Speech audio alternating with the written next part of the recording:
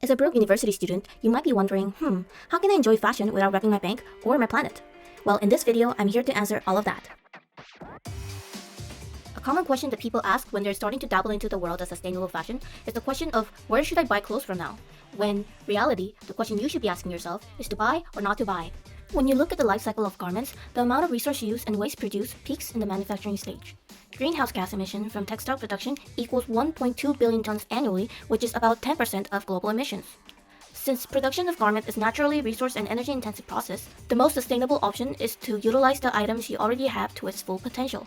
I find keeping track of my wardrobe by listing the items in my Note app to be very helpful because it gives me an overview on how many items I have and how well I'm using it. Assess whether your clothes fits into your current size or aesthetic.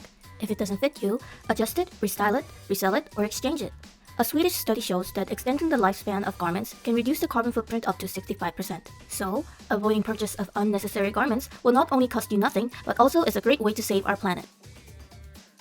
If you need to buy new items for your wardrobe for an unavoidable reason, I highly recommend shopping secondhand.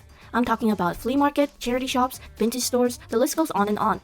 Buying secondhand is great because you can really get items in great quality with a fraction of the price without using new resources nor adding up to the demand for new clothes. However, there are a few things to consider before going thrifting for new items for your wardrobe. First is to only buy the things you need. You might not feel a lot of guilt buying a lot of items in the thrift store because it's cheap and you're giving these items a new home.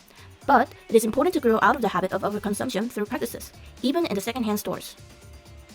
Second is to check the quality of the items you picked out. Try to avoid clothes with fast fashion label because they are usually not meant to last. Speaking of fast fashion has changed the thrifting experience entirely over the few years. A lot of trendy clothes with cheap quality has infiltrated the secondhand market as well.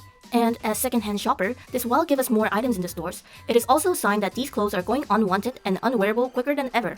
Majority of these clothes rip easily, loses shape quickly, and sometimes even not recyclable due to the frequent mix of different fibers and decorations in them. Instead of fast fashion brands, opt for items from legacy brands that have durable fabric and the ability to help you repair your items upon request.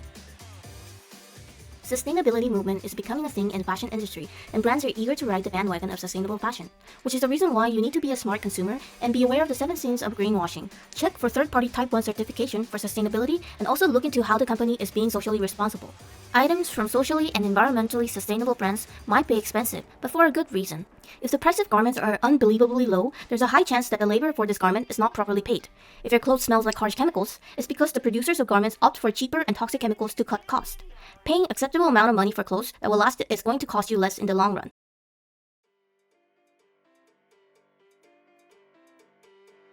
Switching to sustainable consumption habit takes time and effort. However, it is important to voice out our concerns on sustainability so the industry as a whole can change for the better. Hope you found this video helpful, and please don't give up on making our world a better place.